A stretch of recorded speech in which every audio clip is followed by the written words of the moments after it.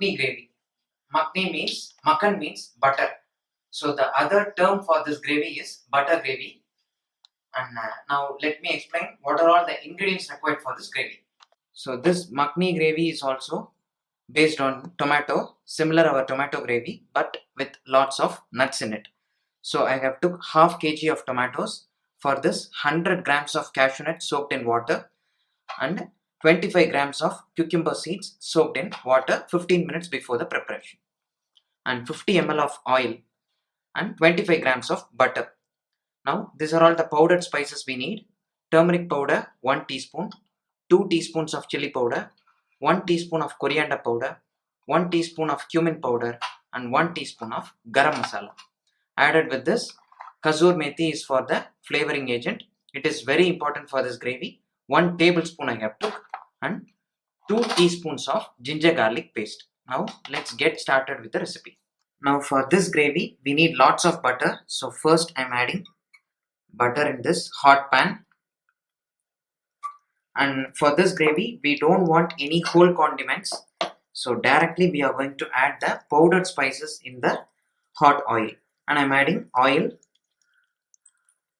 because only if we use the butter will get burned very fast. So we have to mix it with the oil. Once the oil is heated, I am adding turmeric powder. Make sure you keep the flame low before adding the spices, otherwise it will get burned. So turmeric powder, chilli powder, coriander powder, cumin powder, garam masala, and also I am adding the Kasoori methi in this. Now we need to cook this masala in the hot oil just for around 30 seconds. Then I am going to add the ginger garlic paste. The reason behind adding the masalas directly in the oil is to get the nice color for this gravy and also to remove the raw flavor of the spices. Now I am adding ginger garlic paste in this.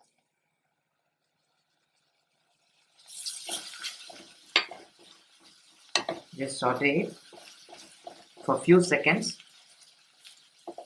Now at this stage, if you have tomato puree, you can add in this like around 1 tablespoon. That gives a nice color, but it is an optional step. So today I am not adding the tomato puree, and at this stage I am adding the roughly cut half kg of tomato in this. Just saute it. Now I have kept the flame in medium. At this stage I am adding the cashew nut which is soaked in water directly along with the water, and also cucumber seeds which gives the nice consistency for this gravy, and I am adding this along with the water. Now as usual we are going to cook this by covering it with a lid. Add required amount of water till it covers the tomato. And important thing, I am going to add the salt required amount.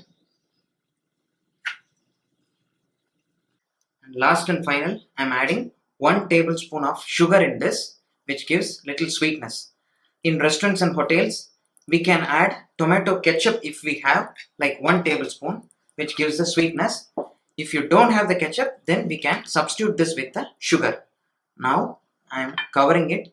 Let's cook this for at least 25 to 30 minutes by stirring it occasionally every 5 minutes. So after 30 minutes of cooking, now our Makhani gravy is almost ready.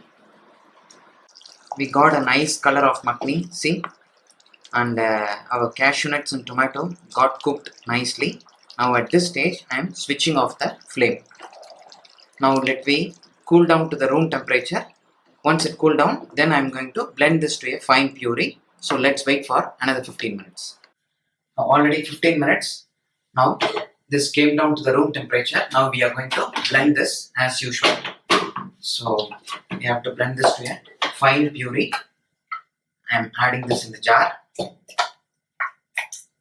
Now after pureeing it, I am going to show you how this gravy has came out. See, it got that nice flavor of Kasoori methi and we added a lot of cashew nuts along with the tomato, so it looks very rich. I'm transferring it in the container. This is the makhani, and now still I didn't added the cream in this. As I said you earlier in the Shai gravy, we should not add the cream when we are storing for a longer time. So only for the order we supposed to add the cream. So I am adding 2 ladles of makhani gravy in the pan. Now I am diluting this with a little water. Let me give it a good stir. And now for this I am going to add the cream which is in the room temperature, 2 tablespoons of cream along with this makhani.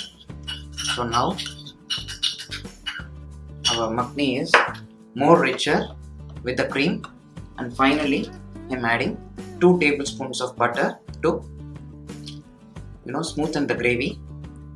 So this is the nice color of makhani after adding the butter and cream.